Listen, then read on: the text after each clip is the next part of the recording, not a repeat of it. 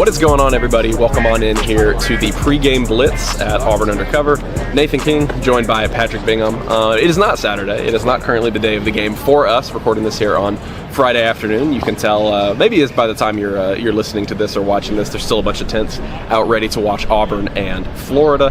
3 o'clock Central Time on ESPN2. Patrick, it's been a huge build-up this week because they allowed camping again for this game. They didn't against Tennessee. Changed up some of the protocol that they're using outside the arena. But every time we think, and it was the same thing for the Tennessee game, every time we think this arena can't be better, every time we think this home court advantage can't be better, they cook up something else. And so obviously expecting a phenomenal atmosphere for another top 10 game. Yeah, I mean, there's all sorts of tents behind us and this initial behind the arena, but then it goes, basically all the way down the street. And so, yeah, I think it's literally, we were seeing the tweets and then we walked out after the game at way after midnight. Yeah. And it's the people were already there. That's got to be the earliest they've ever done it for.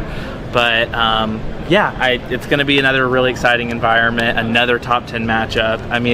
It almost feels old at this point, in this season, because Auburn's played so many good teams. You think back to Maui or Houston or all the different games. So it's Auburn's just playing another top 10 game, but it's again, kind of going back to that Tennessee game, this is only one of a couple this building's ever had. Yeah. And so it is a big game, and it's going to be a really fun atmosphere. Yeah, and it's another opportunity here. Look, Auburn's got the best resume in the country. It's not even close, really, when you look at somebody who else is in the conversation right now for a number 1 overall seed. And we've still got a full month of basketball left to go, but Auburn's resume is still far and away better. They have an opportunity here to go up and get a win against a team that probably is going to be, or right now is projected among the top 2 seeds. You look pretty much consensus, they're a number 2 seed right now. Florida is. This Florida matchup, you mentioned the history that Auburn continues to make in this building. This is the first time they've ever met as top 10 teams. It was the same thing for Tennessee. I think probably Alabama and Auburn will meet as top 5 for the first time. You just keep adding the layers of history. But another, inroad that Auburn's kind of got for this game, Patrick, is Todd Golden. Now in his 3rd season at Florida, did a great job as an assistant at Auburn, then went off to San Francisco. And obviously, anytime you take over the Florida Gators program, you feel like that's a job that's got a lot of potential. He's got them clicking on all cylinders this season. And as Bruce Pearl pointed out today, Todd's always been an offensive guy. His first couple teams at Florida were really potent on that side of the ball, but this season you're starting to see, with a veteran backcourt and a really, really big front line, you're starting to see that defense come up as well. And as a result, Bruce Pearl said this is one of the 3 or 4 best teams they've faced all season long.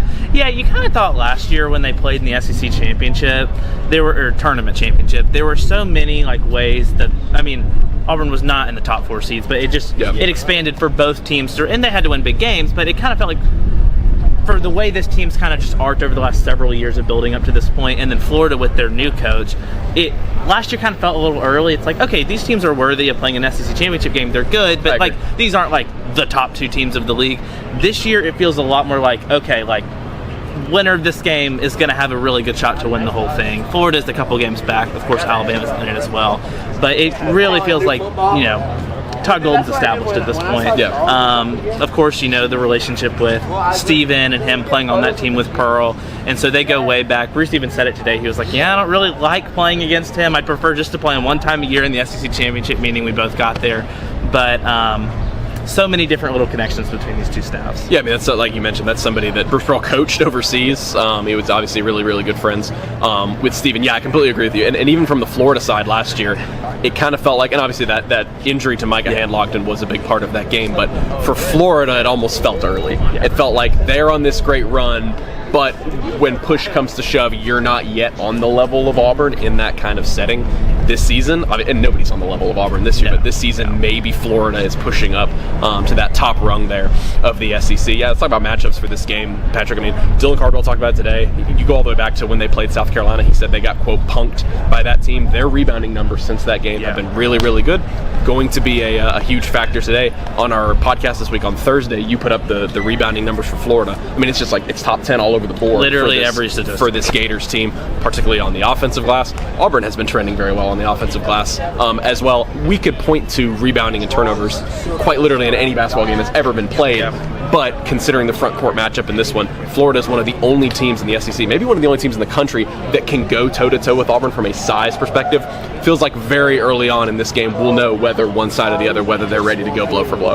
Yeah, and I mean, I just kind of think back to what Jason said, I guess it was after the Oklahoma game, of like, Janai obviously playing, producing at a really high level, but still probably not at 100%. Yeah. You have the full week. Auburn been on the road. I think it was 4 of the last 6 games were on the road. So you had the full week from Tuesday to Saturday to really rest up and be prepared. And so I think it's going to be high-level basketball on both ends. Yeah, I mean, that's a great point. Like, you had the 3 games in 6 days, but then now you're on the back end of that. The grind doesn't slow down, of course, because after this they will go on the road for two more games, yes. 2 straight games. Feels a little unbalanced. That's sort of maybe a conversation for another day. They played 3 straight home games later. Feels like maybe you could have sprinkled those in there. I don't know. Completely different conversation for another day. On the injury front, like you talked about, Walter Clayton Jr., who is Florida's point guard, best player on their team. He's somebody who is going to be 100%, close to 100%. He is expected to play today. That's what Todd Golden said on Friday. And then Elijah Martin is a guy that's going to bring a lot of energy if he's able to go. 6'2" guard, just packs in a bunch of power from that 2 guard spot. He is questionable to play, at least Todd Golden said on Friday. Yeah, Patrick, I mean, you look at what happened there in the Tennessee game. I think this will be a similar atmosphere, similar kind of war, but both of these teams, I think, maybe lend themselves to a little bit more scoring, a little bit more fast-paced than Tennessee wants to play. But again, like you mentioned, Janai Broome is going to be such a big factor in this game. I just look at knowing that this is going to be most likely a close matchup. It is going to be, at the end of the day, obviously that Miles Kelly 3 against Tennessee was the one that put them over the edge, but there are a bunch of plays over the course of 40 minutes. You don't know which one you're going to end up pointing to, but in this building, particularly on defense, Auburn has just been a complete juggernaut so far this season. Really, the Tennessee game was the only example of them not playing well on offense, because now they've scored almost 100 points in 2 straight games. Yeah, Florida had one weird loss to Missouri at home. For the most part, Missouri turned out to be pretty good. Yeah, and Missouri ended up being good, and all of their other losses, I mean, you talked about that Tennessee game. Both of those results are just so bizarre in both ways. And so Florida's definitely struggled more at home or on the road. I don't think it's fair just to say, oh, jungle hard to play in, Auburn wins. Sure. But like you said, the defense is really just at another level, especially in this building. And I think that was kind of like you talked about that Miles Kelly 3 against Tennessee. Of course, that's the score that wins the game. But how many different times did they have to stop Tennessee on the other end? Yeah, like 5 in a row. To make that actually matter. And so I really think, again, as we've said all year, defense for this team is really going to be crucial. Yeah, I mean, they're the number 1 offense in the country, efficiency-wise. It's been that way for the better part over the last 2 months. You kind of just expect that's going to happen. Even they go through little mini lulls over the course of games. You kind of expect they're going to get rolling. Should be a really, really good one. I guess, Patrick, what's something that, as we watching here on Saturday, recording here on Friday when the game gets tipped off, what's one or two things you'll really be paying attention to? Yeah, I mean, I think the big man matchup is interesting. I still think, like, the guards, and we kind of, that Tennessee game when the defense was so high level, that was definitely the guards' slowest production. I think that's going to be something to watch, especially at home. Can they really get that going? Because, I mean, if Auburn's firing on that cylinder too, it's just going to be so hard to beat them. And I think maybe it's also other years kind of bleeding into this year, like for me, but watching that Tennessee game, I was like, okay, it still feels like, the big men are so good, but how far can these guards take you? And I definitely think they're improved from last year and can take you farther, but I still think that production for me is like what I'm going to be watching for in a big game like this. Yeah, that's a great point. Florida has that kind of physicality and length and size and just strength overall, even if they don't have the tallest guards. Lots of strength on the perimeter. You're reminded of somebody like Zakai Ziegler, who did such a good job against Auburn's backcourt. I think you're right. The guards almost sort of feel like they dictate the ceiling. Yes. Can Auburn win without them? Absolutely, without them playing at a really high level, but we've seen Denver Jones start to shoot better. That just takes this team to another level. Miles Kelly is shooting well. Chad Baker-Mazara becomes the X factor in pretty much every single game. You sort of know what you're going to get out of Janai Broome in terms of scoring. Dylan Cardwell, defense and rebounding, you sort of know what you're going to get out of him as well. So completely agree with you. I mean, this is Bruce Pearl said it is maybe the best backcourt they faced all season. So great matchups across the board. It should be an awesome afternoon of basketball inside of Neville Arena. 3 p.m. Central Time on ESPN2. Thank you guys so much for joining us here on the pregame Blitz. For Patrick Bingham, I'm Nathan